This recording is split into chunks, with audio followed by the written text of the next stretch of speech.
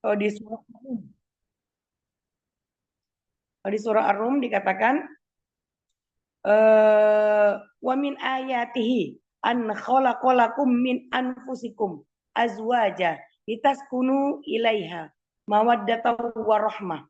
Nah, artinya begini, kita dituntun, diminta sama Allah kalau mau bahagia, kawin dengan jenismu, berarti jenis manusia, dan azwaja di situ manusia terdiri laki dan perempuan. Maknanya, kalau kita manusia kawin dengan perempuan, pasti sakinah, mawaddah, warahmat tidak kita dapatkan. Atau kita kawin bukan dari jenis kita kawin dari jenis malaikat, tetapi laki-laki. Tentu juga kita tidak dapatkan sakinah, mawaddah, warahmah. Kenapa? Karena itu bukan skenario ilahi. Skenario ilahi itu adalah kita kawin dari jenis kita dan pasangan kita. Pasangan kita laki-laki. Sekarang laki-laki bagaimana? Yang bisa membawa kita membangun mahligai rumah tangga sakinah mawaddah warahmah. Ternyata dalam perjalanan hidup kita, begitu kita menelusuri dalam hadis, ada tuntunan arahan dari Nabi Muhammad SAW, perempuan dalam memilih laki-laki atau sebaliknya laki-laki dalam memilih perempuan. Dulu saya berpikir hanya ada hadis yang menuntun laki-laki memilih perempuan, ya, calon istri dan calon ibu yang kira-kira bisa bonding mewujudkan keluarga yang sakinah mawaddah warahmah. Sangat familiar hadis itu. Hadisnya muttafaq alaihi. An Abi Hurairah radhiyallahu anhu tungkahul mar'a li arba lima liha. Boleh nggak kita nikahi perempuan yang kaya raya? Boleh, silakan. Seperti halnya Rasulullah menikahi Khadijah. Itu Khadijah adalah wanita kaya raya. Wali hasabiha, keturunannya bagus. Dia anak gubernur, silakan. Wajah maliha, rupanya cantik. Tetapi maliha, hasabiha, wajah maliha, nggak ada jaminan. Yang ada jaminan di poin keempat. Walidiniha. Fatfar bizati din taribat tiada. Pilih yang punya agama, insya Allah beruntung. Nah, itu arahan Rasulullah untuk kita umatnya memilih perempuan. Artinya laki-laki memilih calon istri dan bakal menjadi calon ibu bagi anak-anaknya. Sekarang ada nggak perempuan memilih calon suami? Rupanya juga ada. Ya, hadis ini saya dapatkan di Ibnu Majah dan saya juga dapatkan di Mustadrak Lil Hakim. Bagaimana bunyi hadis itu? An Abi Hurairah radhiyallahu anhu qala Rasulullah sallallahu alaihi wasallam, "Idza atakum man tardawna khuluquhu wa dinahu fazawwijuhu illa taf'aluhu takun fitnatun fil ardi wa fasadun arid."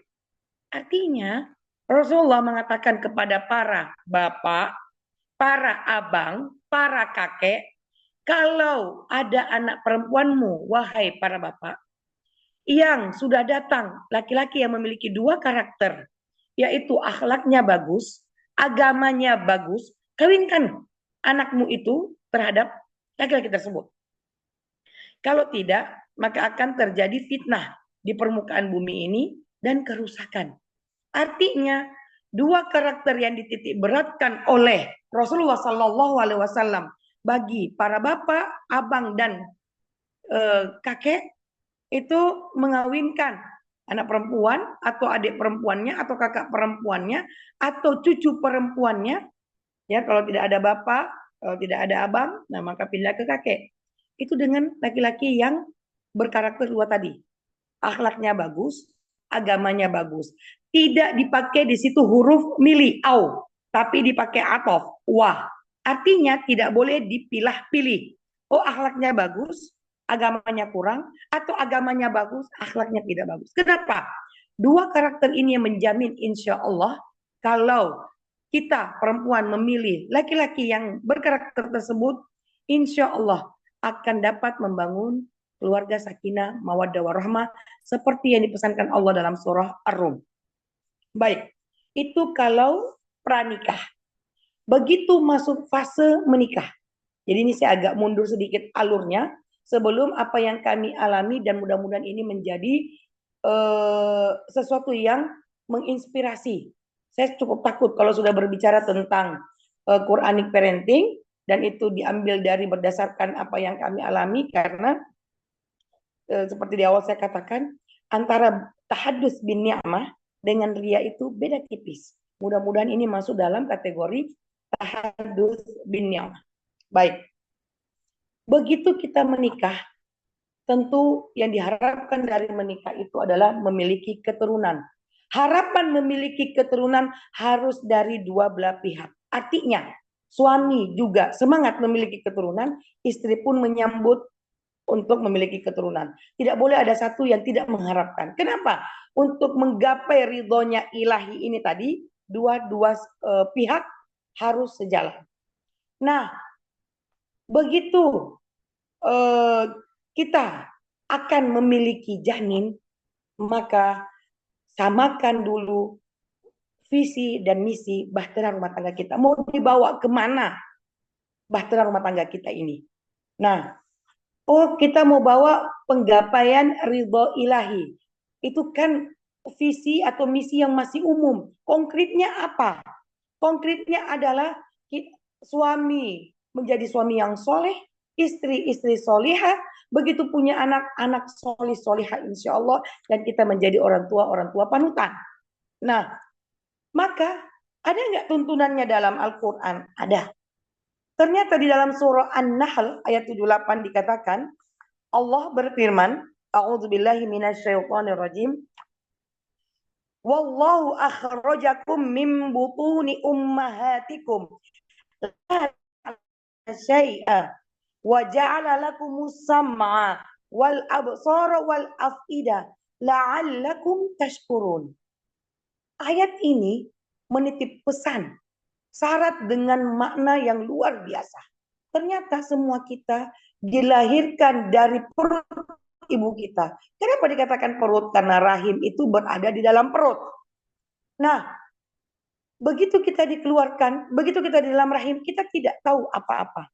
Maka menurut Imam Sya'rawi, kenapa Allah menyebutkan ja'alalakumus sam'a, pendengaran, baru penglihatan, lalu hati untuk mencerna.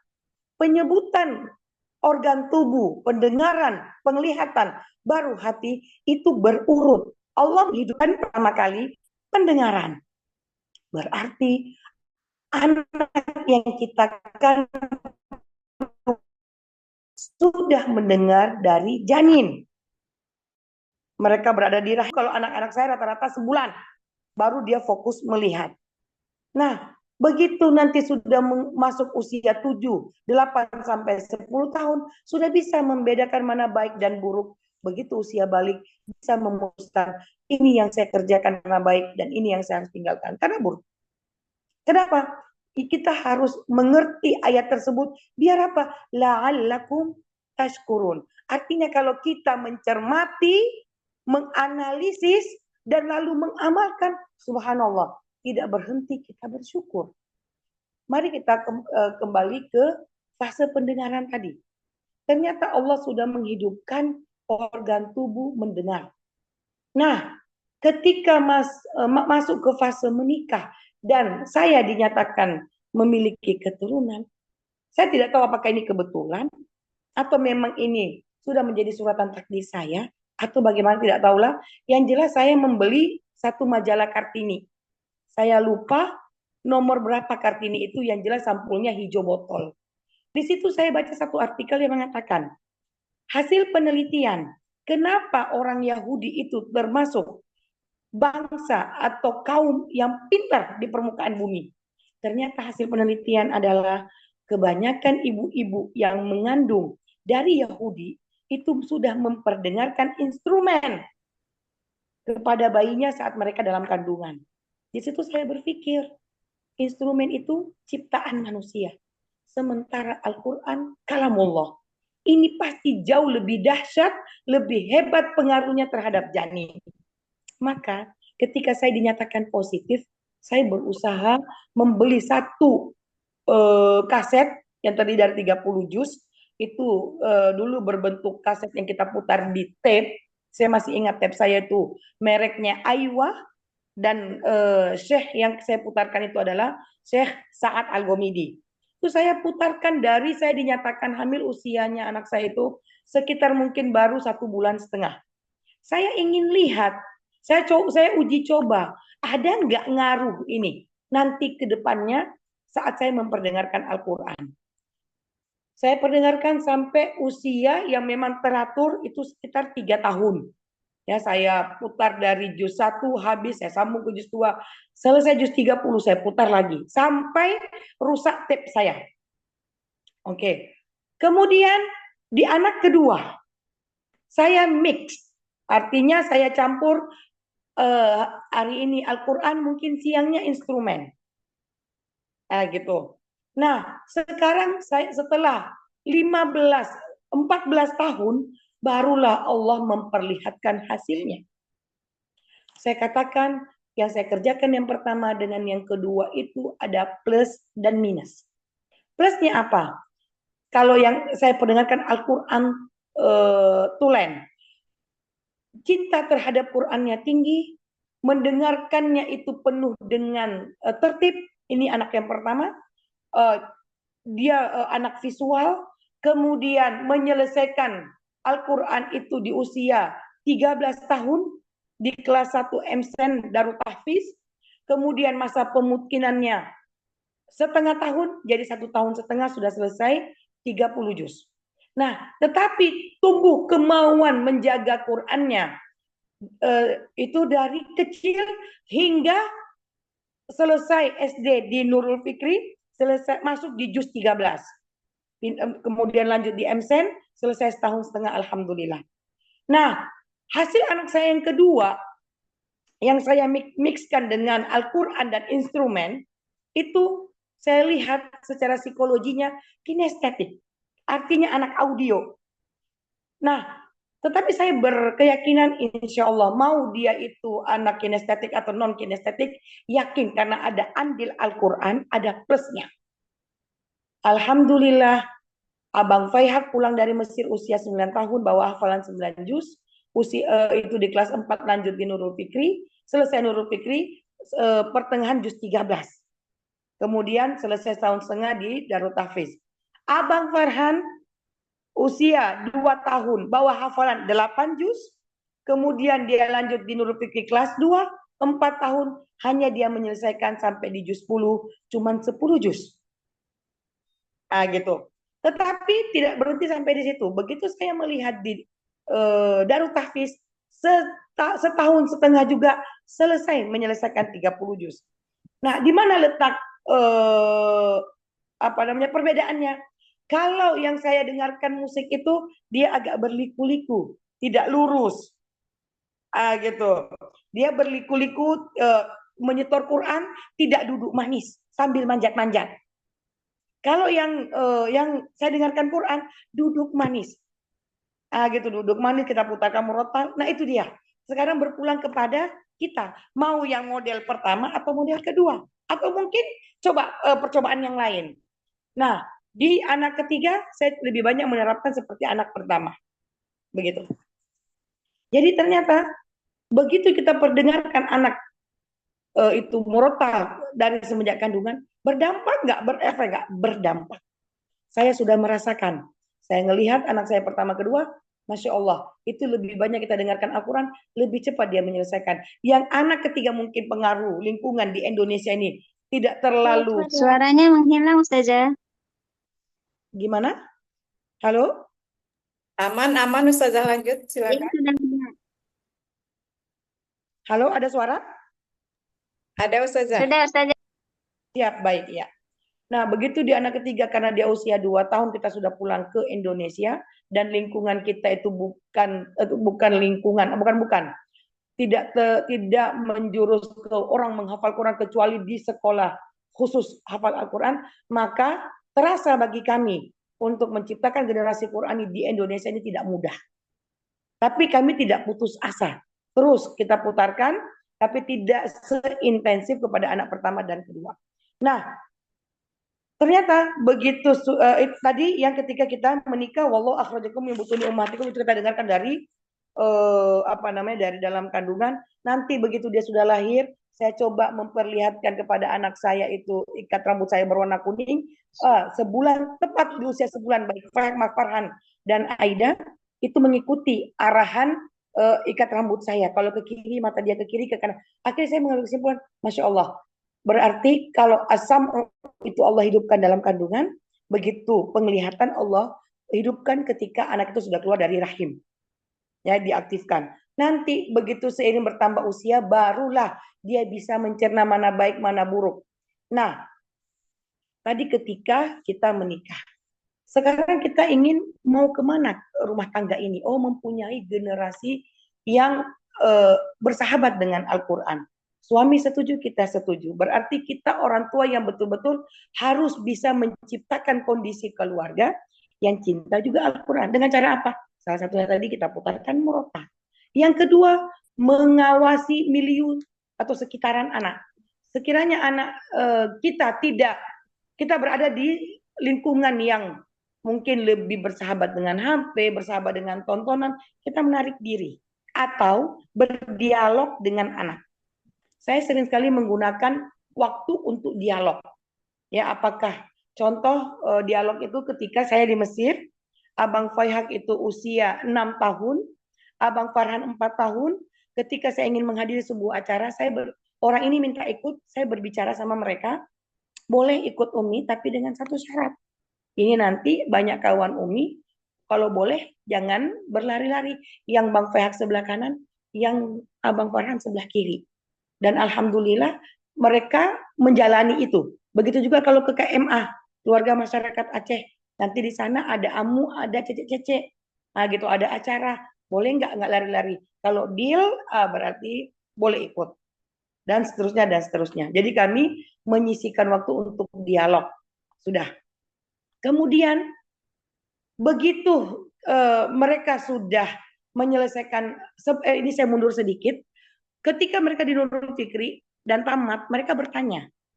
Nah ini yang sering saya sampaikan kepada orang tua yang bertanya, kenapa anak kami tidak seperti anak Umi yang tidak menyelesaikan cepat? Saya bilang, anak itu mau menyelesaikan Al-Quran karena maunya Umi dengan ayah atau maunya anak? Kebanyakan dari kita inginnya orang tua tanpa mau mendengar inginnya anak. Mustahil saya katakan kita ingin mau ciptakan semua anak yang lahir di dunia ini menjadi penghafal Quran. Mustahil. Gitu. Tetapi bisa, kalau kita berusaha bisa, tapi untuk menjadikan semua itu mustahil. Allah mau ada yang menjadi polisi, ada yang menjadi tentara, mungkin tentara ada yang menghafal Quran, ada yang tidak. Gitu. Jadi kebetulan, saya tidak tahu apa ini kebetulan atau ini yang Allah takdirkan buat saya. Begitu tamat SD, terutama Abang Faihak, dia bertanya, menurut Umi, Abang kemana? Saya bilang jangan tanya kemana, tetapi apa yang kamu mau lakukan. Boleh nggak Umi menyelesaikan Quran Abang? Oh boleh. Berarti tinggal nanti ayah Umi mencarikan tempat. Akhirnya saya memilih tempat Darut Tahfiz untuk menyelesaikan Al-Qurannya. Demikian juga ketika setelah selesai. Setelah selesai menghafal Al-Quran di Darut Tahfiz, kemana? Jangan tanya lagi kemana, tetapi apa yang kamu lakukan sesuai yang sudah kamu hafal dari Al-Quran. Menurut Umi apa? Bagi Umi itu adalah seperti yang di dalam hadis dikatakan, man qara'al Qur'an wa hafidhahu. Ya kan? Jadi barang siapa yang membaca lalu menghafal, syafa'ahu fi asyaratin min ahli baitihi kulluhum qad istaujaban nar. Nah, hadis itu nak Allah memberikan penghususan kepada orang yang baca Al-Quran, yang menghafal, itu bukan berhenti di situ, tetapi yang mempelajari dan mengamalkan. Barulah Allah kasih bonus, memberikan 10 bonus, 10 kuota kepada keluarga orang yang hafal Quran, yang tadi sudah divonis masuk neraka, ditarik karena kamu menghafal Quran. Tetapi bukan membaca dan menghafal saja. Kamu kaji, kamu tadabbur, kamu amalkan.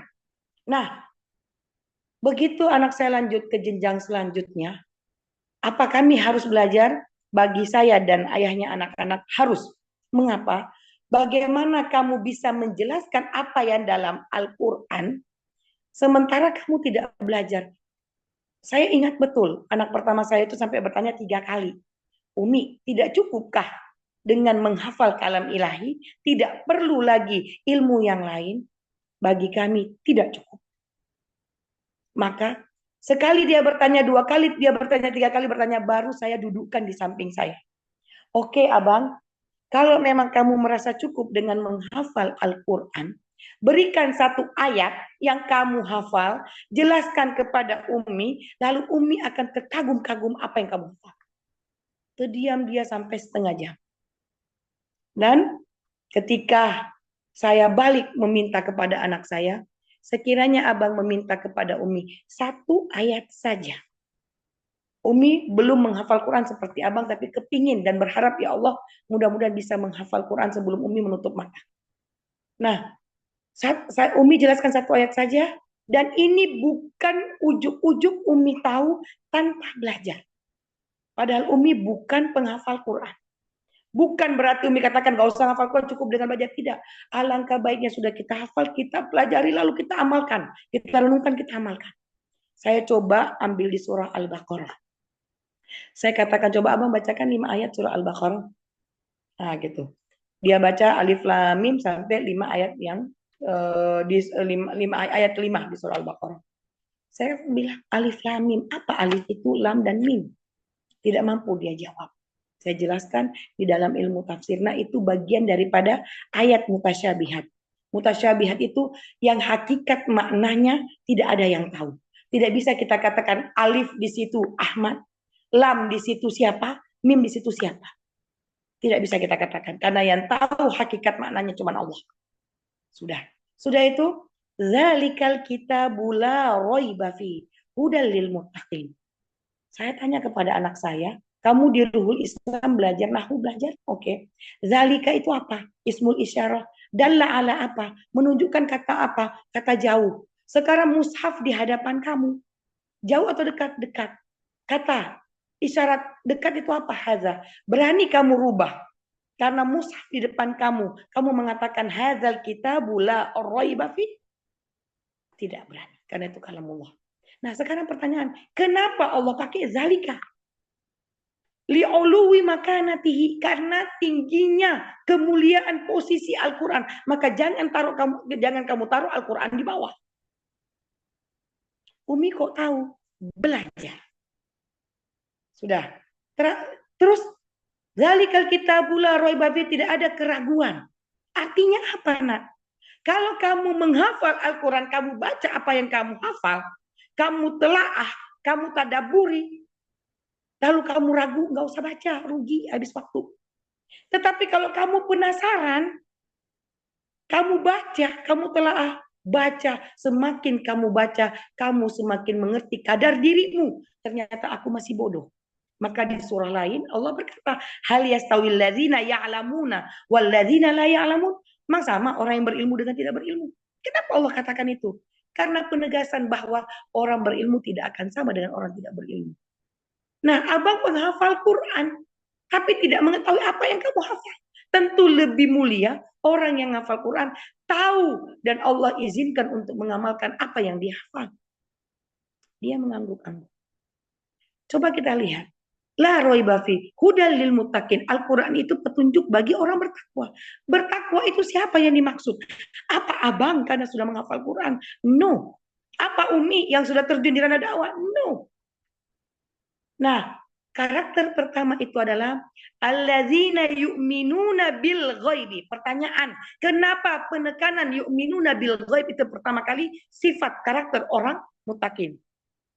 Apa allazina yu'minuna bil ghaib? Mengimani yang gaib. Yang gaib itu apa? Nggak bisa kita lihat, nggak bisa kita dengar, nggak bisa kita rasa. Nah, siapa yang dimaksud? Dia menyebutkan hari kiamat, malaikat, jin. Itu nomor sekian. Yang paling pertama adalah Allah Subhanahu wa Ta'ala. Kita bisa lihat Allah? Tidak. Kita bisa dengar suara Allah? Tidak. Bisa kita pegang Allah? Tidak. Mempercayai, meyakini yang tidak mampu kita lihat, tidak mampu kita dengar, tidak mampu kita raba, kita pegang, maka itu lebih sulit daripada yang kita sudah lihat. Contoh, Ini saya belum pernah bertemu dengan Ibu Hayani Yahya.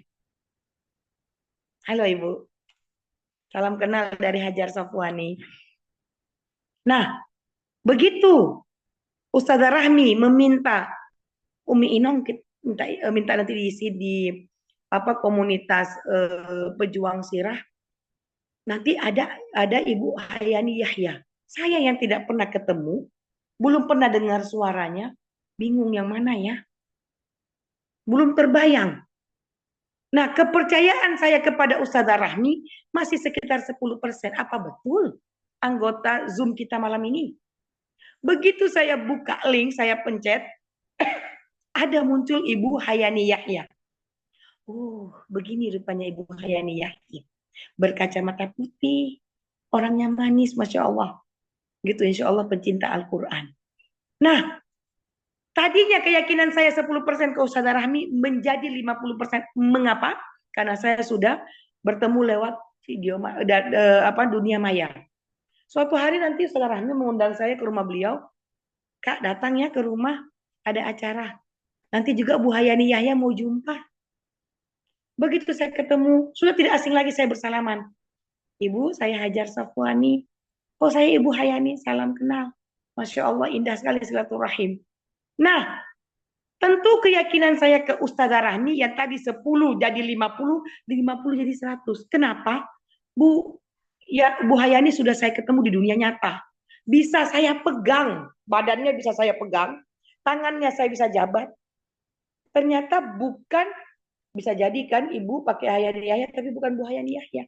Mungkin adik ibu, mungkin anak ibu, mungkin mama ibu. Tetapi begitu sudah perkenalkan, oh ini betul, berarti betul. Ustazah Rahmi menyampaikan kepada saya ada anggota pejuang sirah bernama Hayani Yahya. Menjadi 100% ibu. Nah sekarang bagaimana keyakinan seorang mutakin 100% kepada Allah? Itu tidak gampang. Itu yang ingin diminta oleh Allah. Seketika setelah saya menjelaskan begitu Al-Quran, barulah terkaget-kaget anak-anak. Umi menceritakan ini semua karena belajar atau karena sudah hafal. Yang pertama memang karena sudah hafal, itu muqarrar di kuliah. Yang kedua mau mendalami. Yang ketiga mau belajar.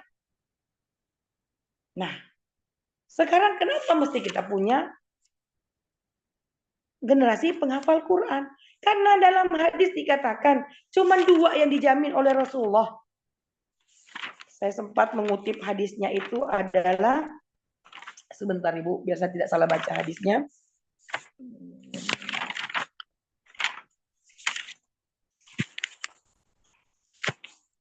Ada dikatakan di sini, mana hadisnya?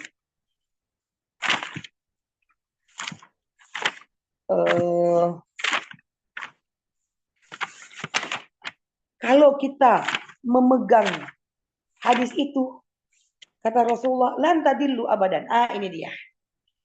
An Zaid bin Arqam qala Rasul sallallahu alaihi wasallam, inni tarikun fikum. Ini kata Rasulullah, saya tinggalkan sesuatu kepadamu. Ma in tamasaktum bihi lan tadillu abadan. Kalau kamu pegang sesuatu ini, kamu tidak akan sesat sekalipun saya tidak ada.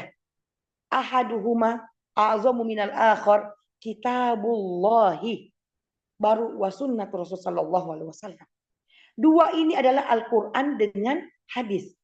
Saya berpikir kalau sudah dijamin oleh Rasulullah, mudah-mudahan tidak meleset jaminan itu. Dan kita dijamin bahagia dunia akhirat. Maka saya lebih mengenalkan, memperdengarkan ayat Al-Quran semenjak mereka dalam kandungan. Kemudian setelah lahir, kita memberikan nama yang baik, mendoakan. Nah, kemudian memasukkan di sekolah yang memang itu berbasis Quran. Tetapi Ibu, ketika di Mesir, anak saya itu bukan sekolah di basis Quran. Saya sekolahkan itu sekolah yang penting mendapatkan bahasa Arabnya. Kenapa? Karena bagi saya sekolah di sekolah Arab itu sudah menumbuhkan feel Arabnya duluan. Biarkan bahasa Arab menjadi bahasa ibu bagi mereka. Kenapa? Karena Quran itu bahasa Arab. Ternyata sekolah anak saya itu, ini sedikit berbagi cerita, ketika anak saya kelas 1 SD, Faihak itu nama sekolahnya, Sekolah Internasional Orman School, ya Orman School, itu kiblatnya Amerika. Jadi semuanya berbahasa Inggris kecuali pelajaran bahasa Arab. Nah, ketika dia masuk, pertama kali yang dikasih adalah bikin kapas, ya, bikin pekerjaan rumah kerajinan tangan, pohon Natal dari kapas. Nah, ketika dikasih tugas itu saya kaget, suami juga kaget. Ketika itu suami saya bereaksi, sudah jangan dibikin. Bagi saya pending dulu. Jangan kita mengatakan jangan kita mengatakan harus. Kita pending dulu. Kenapa Umi? Kata ayahnya Fahad, coba kita tanya tetangga, mana tahu pohon Natal itu simbolnya orang Kristen di Indonesia, tidak di Mesir. Akhirnya saya turun ke bawah, saya tanya sama tetangga.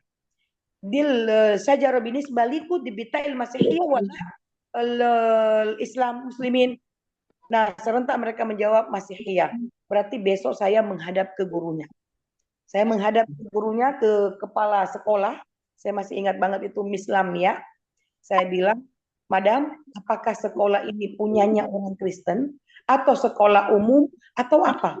Kenapa Ibu bertanya demikian? Karena kerajinan tangan anak saya itu pohon Natal. Lalu dia menyampaikan, karena ini dalam rangka Happy New Year, maka kerajinan tangan itu kami berikan pohon Natal.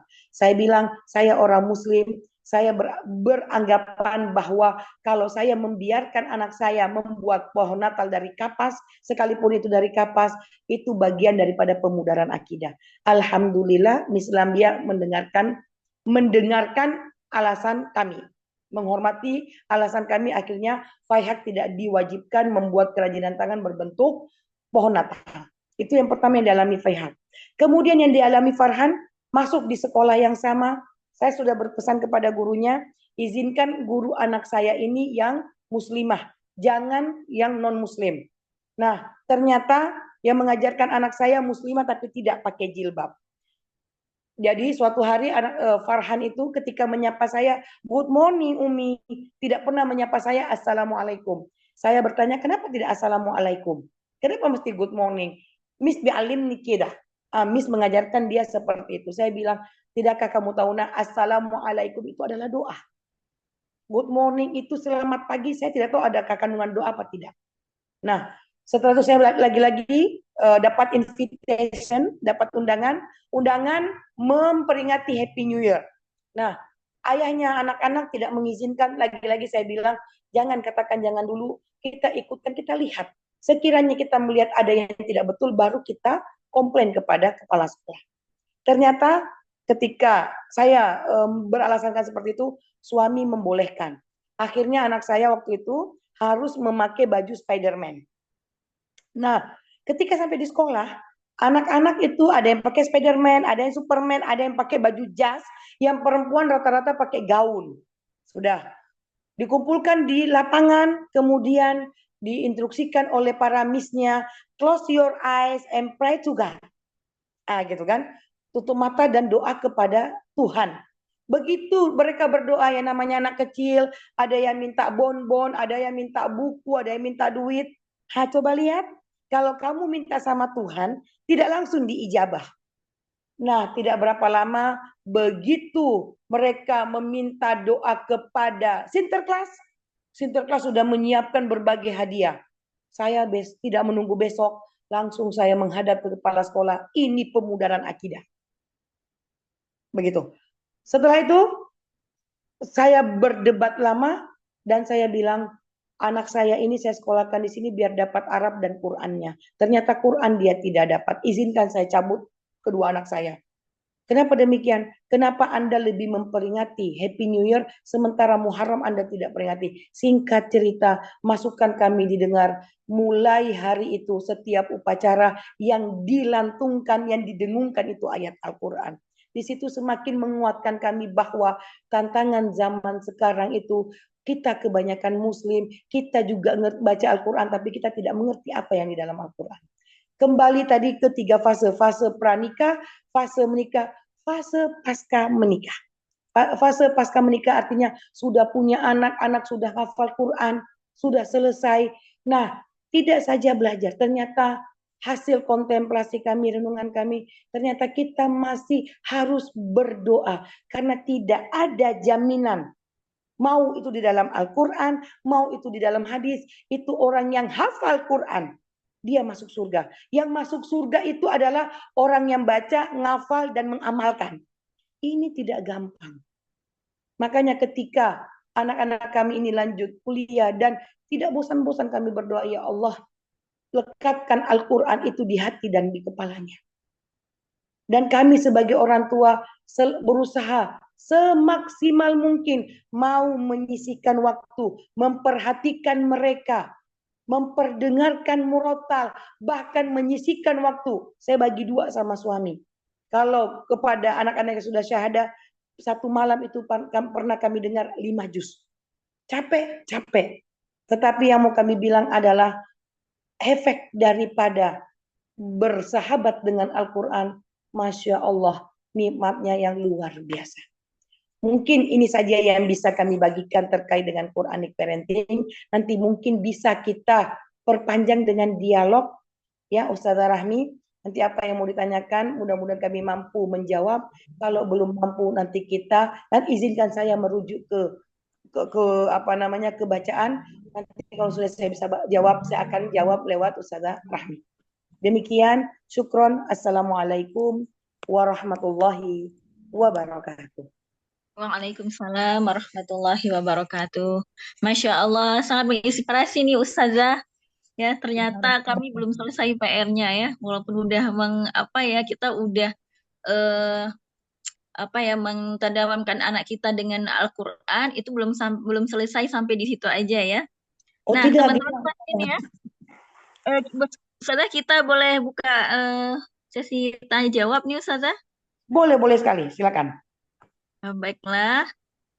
Nah, ini teman-teman ada yang dari Bogor, Kalimantan, Aceh, banyak sekali nih. Ada yang dari luar dan dari dalam. Mungkin teman-teman ada yang ingin bertanya. Saya berikan dua penanya dulu ya. Oke, boleh raise hand.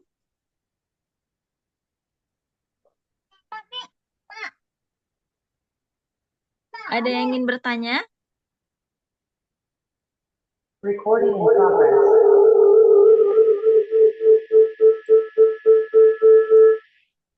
Oke. Oh iya. Ini Ustazah ada dari Kak Fatimah.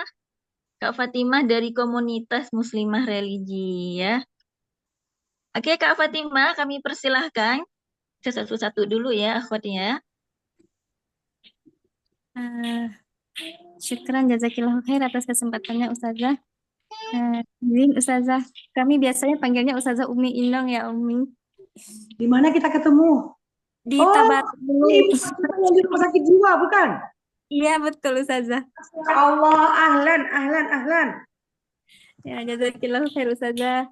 Rani wa iyyak, Masya Allah, ini sahabat, teman yang sudah lama nggak jumpa, tapi subhanallah selalu di hati. Amin. Alhamdulillah Ustazah. Allah, Masya Allah. Ustazah, sangat menarik pengalaman Ustazah. Mudah-mudahan Allah berikan kesempatan juga kepada kami untuk bisa mentadabburi dan punya pengalaman semenarik pengalaman Ustazah insya Allah dalam mendampingi anak-anak kami. Amin. Jadi Ustazah yang ingin saya tanyakan bagaimana trik bagi kami yang mungkin Ustazah orang tua yang minim ilmu terutama bahasa Arab dan juga Al-Quran Ustazah insya Allah lagi belajar nih Ustazah. Sedangkan anak-anak udah duluan tumbuh besar nih Ustazah. Udah ada yang SMA, ada yang mau masuk SMP. Jadi mungkin kami banyak melewatkan hal-hal masa keemasan mereka, masa-masa yang harusnya mereka dapat terkait Al-Quran dan sebagainya. Tapi kami yang minim ilmu ini mungkin belum bisa memberikan kepada mereka. Terutama dalam menghafal Al-Quran Ustazah. Karena pengalaman anak-anak kami di rumah dalam menghafal Al-Quran, kalau untuk menambah hafalan itu mereka semangat Ustazah karena mungkin dari sekolahnya ada target berapa. Jadi mereka semangat mengejar target itu Ustazah biar nggak diconteng merah atau sebagainya. Dan yang menjadi ujiannya Ustazah ketika murajaah. Ketika mereka sudah menghafal, harusnya semakin banyak mereka menghafal, seperti yang Ustazah sampaikan tadi, harus lebih diikat dengan murajaah Ustazah ya. Dan ini tantangan bagi kami, sehingga banyak anak-anak setelah menghafal ketika kita suruh atau kita tes itu banyak bolongnya Ustazah, banyak yang telah mereka lupa. Nah, itu bagaimana triknya Ustazah? Yang kedua, tadi seperti Ustazah sampaikan, tidak hanya menghafal tapi mereka paham dan mencintai Al-Quran. Dan pernah juga kami dengar Ustazah, yang penting bukan seberapa cepat mereka menghafal, tapi seberapa mereka mencintai dengan apa yang mereka hafal. Dan ini juga belum kami lihat di anak-anak kami Ustazah. Mereka hanya menghafal, tapi belum tahu apa yang mereka hafal. Dan mungkin apa ini masih usia anak-anak, atau misal usia menuju SMP itu masih belum paham apa yang mereka hafal, sehingga mereka menghafal karena tuntutan di sekolah, karena kita orang tua yang menyuruh. Itu Ustazah. Mohon triknya Ustazah bagaimana kami menyikapi masalah ini Ustazah. Jazakillahu khair. Baik. Mungkin saya bisa jawab langsung Ustazah Rahmi biar nggak lupa. Ya, langsung. Baik. Yang saya tangkap dari pertanyaan dari Ukhti Fatima, yang pertama adalah triknya. Bagaimana triknya biar anak itu kalau menghafal atau nambah semangat ya, yang murojaahnya yang mungkin agak belum mendapatkan pola. Saya sendiri Ukhti Fatima itu banyak belajar terutama dari Darut Tahfiz. Maka ketika saya melihat di anak pertama dan anak kedua itu di mata saya secara metode berhasil, maka ini juga yang membuat saya semangat menulis tesis tentang metode tahfiz di Darut Tahfiz. Nah, ternyata ketika menghafal metode apapun silakan digunakan, ya. Tetapi saya lebih tertarik dengan metodenya Darut Tahfiz, yaitu mereka punya pola, punya format kapan mereka itu murojaah. Di situ terbagi, ada yang namanya mangzil, ada yang namanya sabak, ada yang namanya sabki, ada yang namanya mutammal. Nah, gitu. Saya coba menelusuri ini. Oh, dia kalau sabak hafalan baru. Dia boleh menambah hafalan sesuai dengan kemampuan tiap anak. Ada yang 1 ayat, ada yang 2 ayat, terserah. Nah, gitu kan. Nah, tetapi anak ini boleh nambah apabila hafalan yang lalu lancar. Tidak boleh hafalan yang kemarin masih terbata-bata dia nambah baru. Itu namanya sabki. Kalau di istilah Darut Tahfiz. Kemudian kalau dia sudah punya 10 juz hafalan, bagaimana ini terjamah semuanya? Maka ada yang namanya metode mangzil, hafalan yang terlama. Berarti dia di juz 10, di juz 1 itu hafalan terlama. Maka dia menyetor hafalan juz 10 plus juz 1. Nah, itu namanya mangzil. Lalu nanti setiap kelipatan 5 halaman, 5 lembar, 5 juz, itu namanya mukammal. Nah, setelah saya menelusuri, menjajaki metode ini, oh ini yang memperkuat anak-anak Darut Tahfiz hafalannya mungkin. Jadi mereka punya sabak, mereka punya sabki, mereka punya mangzil, mereka punya mukammal. Nah, setelah saya lihat ada beberapa anak itu, Masya Allah, itu ada anak kami yang namanya Rafif. Ya, Rafif itu sekarang baru kelas 3, sudah selesaikan juz 7. Juz 7 dan punya hafalan 3 juz di belakang, 30, 29, 28. Berarti 10 juz. Nah, kemudian punya adik, saya lupa namanya itu. Itu kelas 2 adiknya. Itu sudah selesai juz 4 apa juz 3? Baru kelas 2. Nah, kalau sekiranya juz 3 berarti dia punya 4 juz. Saya bertanya ini kenapa kok bisa sebegini banyak? Dan mungkin.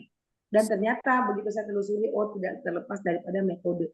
Jadi Ukti Fatimah, kalau triknya yang pertama adalah putarkan hafalan. Kalau mau menerapkan metode Darut Tahfiz tadi berarti punya jadwal.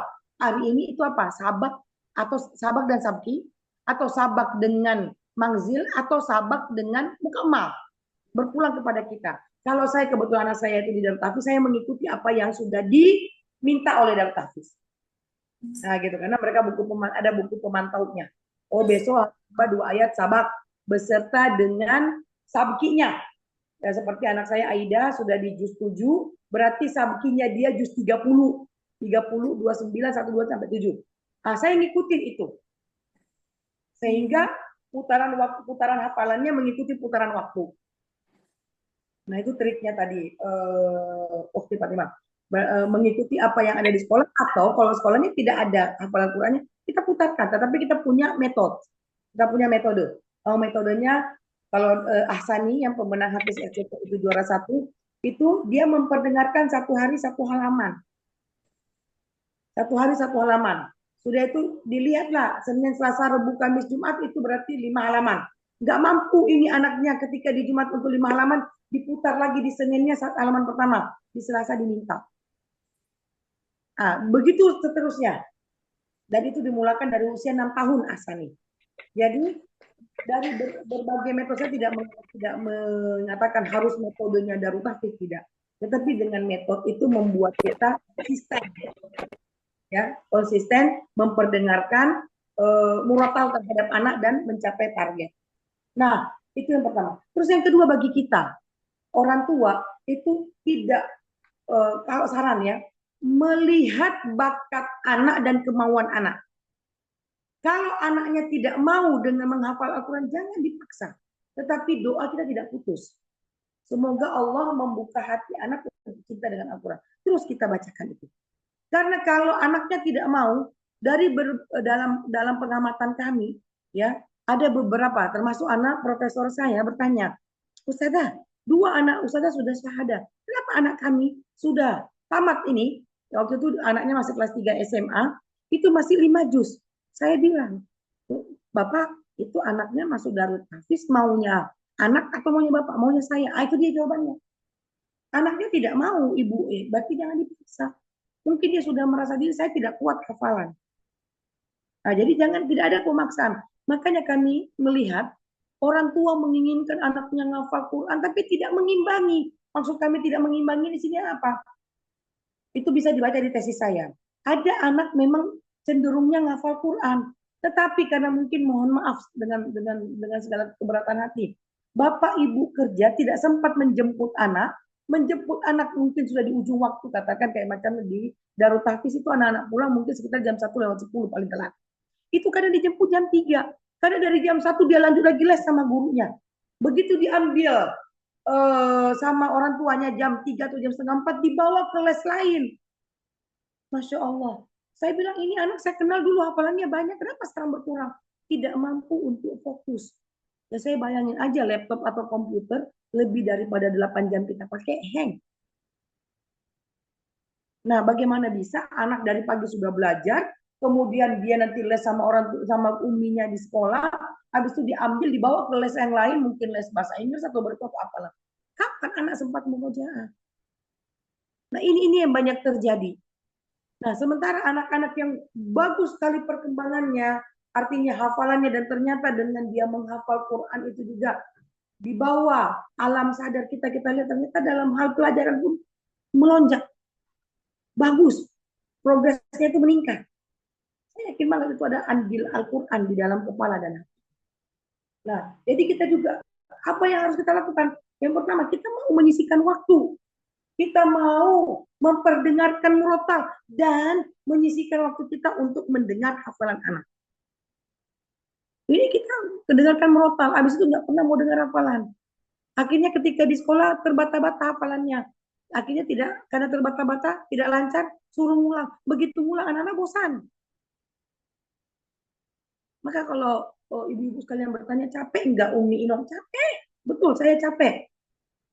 Tetapi inilah pengorbanan kita sebagai orang tua. Mau menyisihkan waktu, mau memperdengarkan murotal, mau mendengarkan hafalannya, mau membenahi bacaannya, dan seterusnya, dan seterusnya. Demikian Ukhti Fatimah, mudah-mudahan sedikit mendapat jawaban dari apa yang ditanyakan. Kalau kurang memuaskan mungkin bisa WA atau menghubungi kami di lain waktu begitu. Ukhti. Terima kasih. Ya, Ustazah, jazakillahu khair, Ustazah. Iya. Masya Allah. Lagi Ustazah, selanjutnya pertanyaan kedua dari Amalia Silmina kepada Suara Kak Rahmi. Atin Ustazah. Ya, udah masuk. Ya. Assalamualaikum Ustazah. Waalaikumsalam warahmatullahi wabarakatuh. Amalia Silmina Hasan. Iya, saya Amalia Silmina Hasan dari Bintang Pejuang Sirah. Di Banda Aceh. Iya, yang di Banda Aceh. Ahlan. Saya sih tinggalnya di Aceh Besar ya Ustazah. Di mana nih? Jangan-jangan tetangga. Saya di Langkawi. Langkawi Lampenerut ya? Iya. Ya, berarti. Saya di Ketapang. Oh, dekat Ustazah. Makanya tetangga kami bilang. Ya, Iya. Ya, saya mau nanya. Jadi kan gimana ya? Saya udah terlanjur lalai gitu waktu dengan anak-anak. Jadi saya sudah terlanjur kasih gadget ke mereka dari kecil. Banyak alasannya. Ada yang alasan JTM biar dia mau makan dan segala macam, akhirnya keterusan. Saya mau nanya yang pertama, gimana cara nguranginnya? Dan kan ini si abang umurnya udah 6 tahun, si adik sih masih 2 tahun. Saya yakin si adik masih bisa saya arahkan untuk karena dia juga masih mau dengar kalau saya putar murattal gitu kan. Kalau si abang kan dia udah bisa pegang sendiri HP, umur segitu kan udah bisa milih sendiri. Kalau yang kita pilih udah nggak mau gitu Ustazah. Jadi saya pengen tahu apakah ada trik khusus, dan saya juga pengen mereka walaupun nggak semungkin anak-anak lain, mereka minimal 3 juz terakhir itu hafal gitu Ustazah. Minimal sekali. Jadi kayak tadi yang sebelum ditanyain sama penanya sebelumnya, metodenya itu kan Ustazah bilang metode apa aja boleh yang sesuai sama anak-anaknya. Terus saya mau nanya, kapan sih waktu terbaik kita ngajak anak-anak untuk murajaah? Karena pagi kan udah sekolah nih kayak si abang, si adik mungkin masih bisa kalau pagi sambil main-main gitu. Gitu aja sih Ustazah. Terima kasih, jazakallahu khairan. Jazani wa iya. Baik, Ukhti Amalia, ini memang menjadi PR bagi kita semua, anak-anak, terutama anak-anak Indonesia ya, itu banyak yang bersahabat dengan HP, sementara guru kami, Syekh Kamil Alabudi, itu sudah menyampaikan jauh-jauh hari bahwa jangan biasakan dengan HP kepada anak-anak. Kenapa? Karena anak-anak itu belum mengetahui mana baik, mana buruk. Yang dia tahu, begitu dia suka, dia candu. Begitu dia candu, untuk memisahkan dari yang dicanduin ini susah. Begitu. Terus bagaimana triknya? Mungkin bisa diganti dengan dibawa wisata ke masjid, gitu kan, jalan-jalan gitu. Jadi masjid sambil mungkin minat anak itu apa? Oh, bercerita. Jadi uminya bercerita. Mungkin bisa disisipkan cerita-cerita yang bukan dongeng. Nah, kisah Nabi atau apalah. Pandai-pandai kita, karena kan yang mengetahui karakter anak itu biasanya ibu ayahnya. Nah, gitu. Sebisa mungkin meminimalisir bersahabat dengan HP. Susah banget. Saya katakan susah banget. Nah, gitu. Saya jawab. Karena kenapa? Anak pertama dan kedua saya karena mungkin di Mesir tidak terlalu familiar dengan HP, dan kebetulan milieu juga tidak terlalu bersahabat dengan HP, mungkin bisa kita ciptakan yang tidak bersahabat dengan HP. Tetapi yang nomor 3, karena di Indonesia bismillahirrahmanirrahim. Tapi karena saya pribadi ibunya memang yang bisa dikatakan keras ya, keras dalam arti kalau tidak boleh ya tidak boleh. Maka HP saya itu tidak pernah dipegang oleh anak saya. Karena saya kalau tidak boleh, ya tidak boleh. Nah, gitu. Nah, tapi biar anak ini tidak boring, tidak bosan, ya kita bawa jalan-jalan, kita ajak dia makan sambil bercerita. Saya lebih sukanya dialog. Dengan anak saya lebih suka dialog. Nanti baru mereka bertanya, saya menjawab. Umi, apa betul ya? Gitu. Cerita kisah Nabi dan segala macam. Nah, untuk mengurangi tadi bersahabat itu, coba dibawa jalan-jalan, bawa ke dunia permainan gitu kan. Apakah ke mana tuh, ke Suzuki atau kemana. mengalihkan perhatian dia. Nah, kalau sudah dia sudah tidak bersabar lagi, jangan diberikan. Ini hampir kemana kami lihat, untuk menenangkan anaknya makan dan tidak berjalannya dikasih HP. Itu kita yang memberi, sudah menyuguhi. Berarti jangan menyesal suatu hari kalau dia candu. Tetapi kalau masih umur 6 tahun, 7 tahun, 8 tahun, kalau pertanyaan Ibu Salmina tadi ya namanya ya, itu bisa nggak diobati? Bisa. Tapi harus ada kerjasama atau bonding yang bagus dengan ayahnya. Itu. Terus bagaimana minimal 3 juz terakhir itu anak-anak itu familiar lah dengan 3 juz terakhir itu. Benar kamu Rotan? Kalau kita pakai metodenya Dr. Kamil, yaitu metode audio diperdengarkan, ini karena kebetulan juga kami punya TK berbasis Quran, ya, itu anak-anak TK di sekolah kami itu kami putarkan. Punya Dr. Kamil, alhamdulillah dari berdirinya 2018 sampai sekarang BTKR, saya mengatakan kalau memang pendampingan orang tua bagus, di sekolah intensif diperdengarkan Al-Quran, itu insya Allah 1 juz itu paling lama 7 bulan akhir sekolah mereka sudah selesai. Juz 30. Pernah nggak di bawah 7 bulan? Pernah. 5 bulan 2 minggu masa aktif sekolah ya, nggak dihitung libur. Itu pernah. Dan ternyata alhamdulillah semua atas izin Allah yang memang muncul di Qur'annya, begitu dia daftar di sekolah SD nomor 1. Ya, katakan dia tidak nomor 1 tapi dia tidak di bawah. Kenapa? Saya yakin banget karena sudah ada Quran di hati dan di kepala. Jadi dari kita mulakan. Apakah orang tuanya harus ngapal Quran? Tidak. Tapi kita punya kemauan, kita ciptakan. Nah, bagaimana caranya? Saya itu biasanya dulu saya taruh speaker di mana-mana. Ya, saya download ayat, ya. Kalau saya nggak tahu sekarang apa masih bisa di-download. Itu di Play Store, AYAT yang ikonnya warna hijau, ya kan? Di situ cuma ada 2 bahasa Arab atau bahasa Inggris.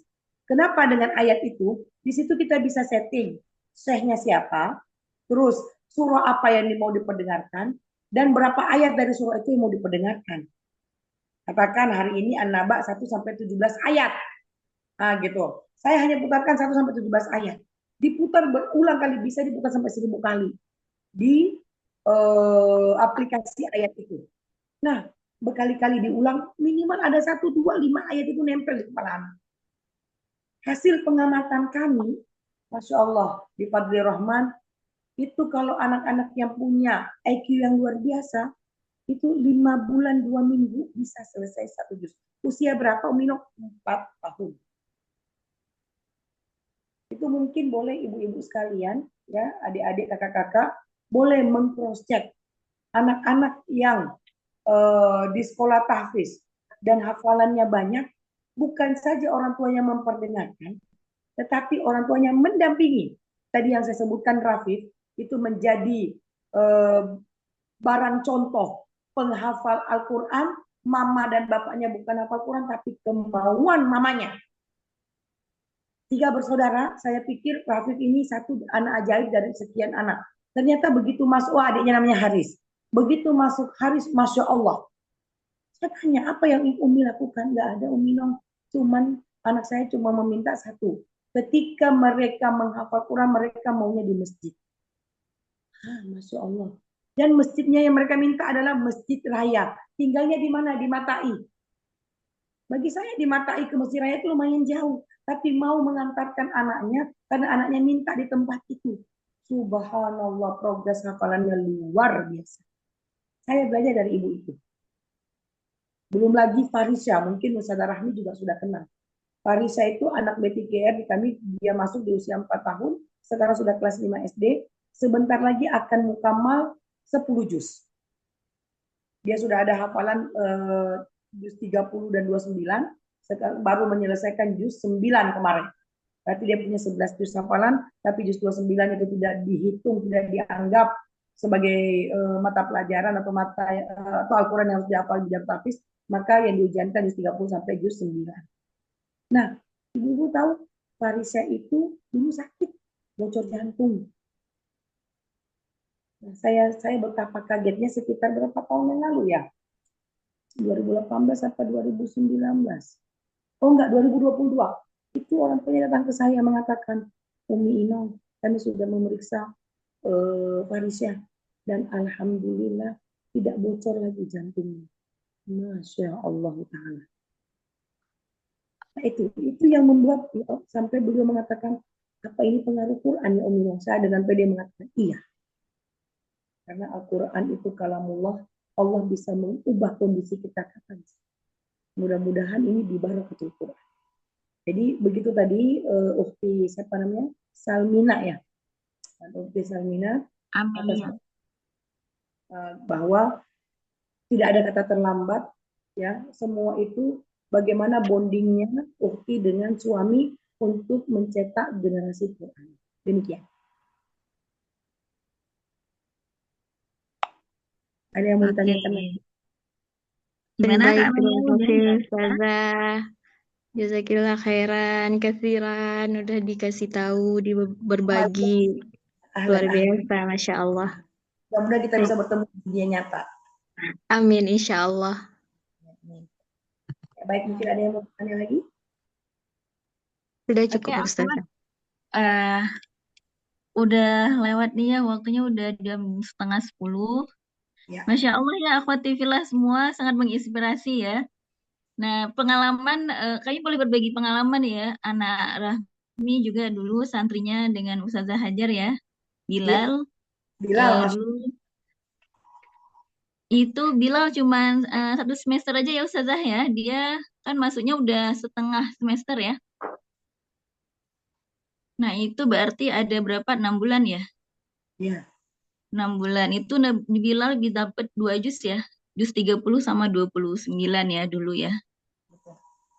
Nah, Masya Allah. Memang anak-anak ini kalau memang dia senang, pasti dia akan semangat gitu ya. Memang dari dianya sendiri senang. Jadi sambil di motor kita ajak murajaah, dia juga senang. Gitu ya. Jadi ada juga tipe anak yang memang dia kinestetik, ya nggak bisa diam. Tapi kalau kita singgung dikit ya kita ini cek sound, kita dikit aja disentil ayatnya, dia nyambung terus, ya gitu.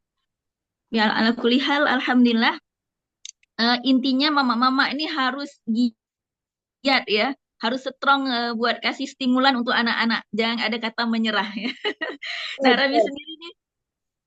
Ini Rabi sendiri juga gitu, di rumah masih berusaha ya. Kita sendiri nih semua mama-mama ini banyak kesibukan. Jadi kadang kita harus take down lagi ya target-target kita, terus kita review lagi gitu ya. Udah, jadi rata-rata nih kan ibu-ibu semua ada anaknya memang sudah menghafal gitu ya. Nah, alhamdulillah malam ini kita udah dapat ilmu baru lagi gitu ya. Ternyata setelah anak-anak kita menghafal, kita juga perlu berdoa. Nah, baiklah, akhwat fillah, maaf ini ya, kita tidak bisa lagi tanya jawab karena waktu kita sudah agak malam, larut malam. Jazakumullah khairan khasiran kepada Ustazah ya, telah memberikan kajian kita pada malam hari ini. Tapi ini Ustazah, ada nggak closing statementnya? Ya, kan pesan buat akhwat semua yang ada di sini dari kamu lagi dan BPS. Closing statement. Iya, Ustazah. Ya, baik. Gimana suaranya nggak jelas, Ustazah Rahmi?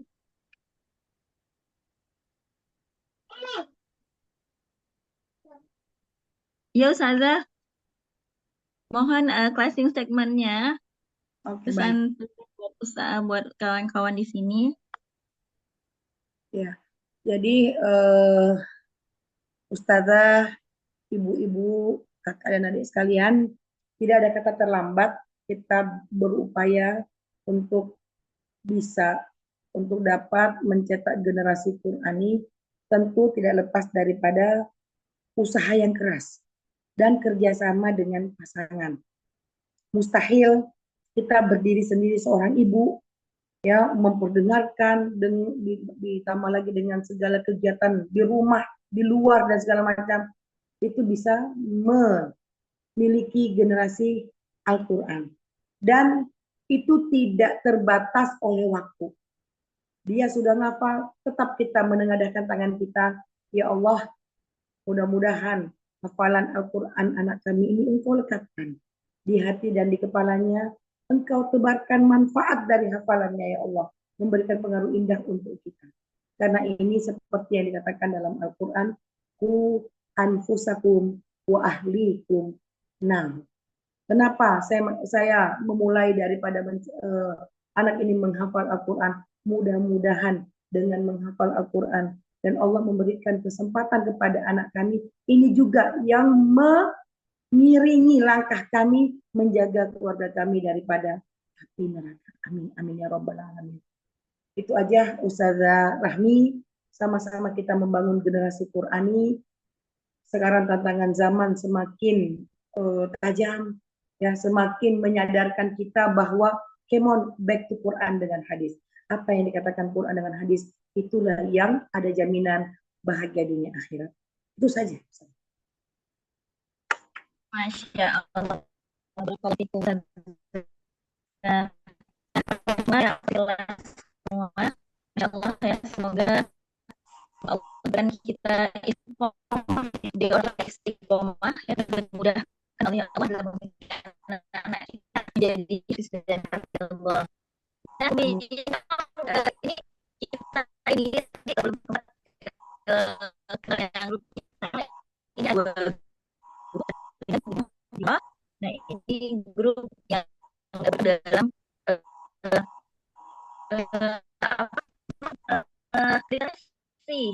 ya, meditasi perjuangan sirah. Nah, dari gabungan dapat dari ini. Nah, ini kawan-kawan di bintang berjuang ini ada yang mata yang dari daerah. Ada lagi grup kamu lagi komunitas rigid juga komunitas pembelajar yang di 2019 pas pandemi. Di pandemi itu belajar bareng teman-teman di grup ini lagi sama-sama belajar secara online. Alhamdulillah ya, jadi sama-sama di dan tahun 2019.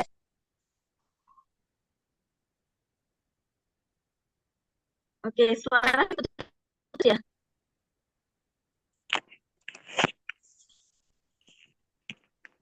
Baiklah, semua. Jazakumullah buat semua yang sudah hadir. Kami mohon maaf atas segala kekurangan. Sinyal nggak pas ya. Tadi ya terpental ya, masuk lagi keluar lagi. Mohon maaf atas kekurangan. Kepada Allah kita mohon ampun untuk kejadian hari ini dan doa pada majelis. Subhanallah wa bihamdika asyhadu an la ilaha illa anta astaghfiruka wa atubu ilaik. Assalamualaikum warahmatullahi wabarakatuh. Waalaikumsalam warahmatullahi wabarakatuh.